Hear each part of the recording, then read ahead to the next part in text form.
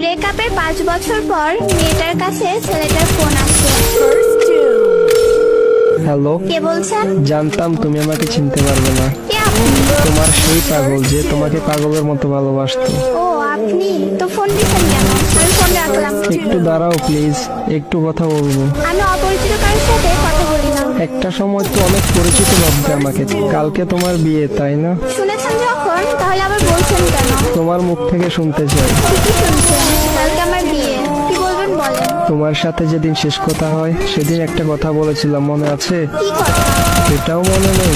বলেছিলাম যেদিন তোমার বিয়ে হবে সেদিন এই দুনিয়া থেকে হারিয়ে যাব। শুধু শুধু পাগলামি করবেন না। সত্যি আমার কপালটা একবারেই খারাপ। ভেবেছিলাম আমার মুখে কথা শুনে বলবে তুমি কি ভেবেছো, তুমি মরে গেলে আমি বেঁচে থাকবো, কিন্তু ভুল ভেবেছিলাম। তুমি তো আমাকে ভালোবাসোনি কোনোদিন। জানো, আমি একবারে একা হয়ে গেছি, বাসা থেকে চলে এসেছি। আমি থাকলে নাকি সবার সমস্যা হয়। এমন ভাবে কথা বলছেন কেন? বিষ খেয়েছি তো, তাই এমন একটু কষ্ট হচ্ছে। সমস্যা নাই, একটু পরে নিশ্চুপ হয়ে যাব। কি? কেন এমন করছো?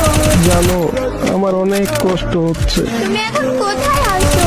বলতে পারবো না। আর জেনে কোনো লাভ নেই, আমাকে বাঁচাতে পারবে না। মৃত্যুর আগে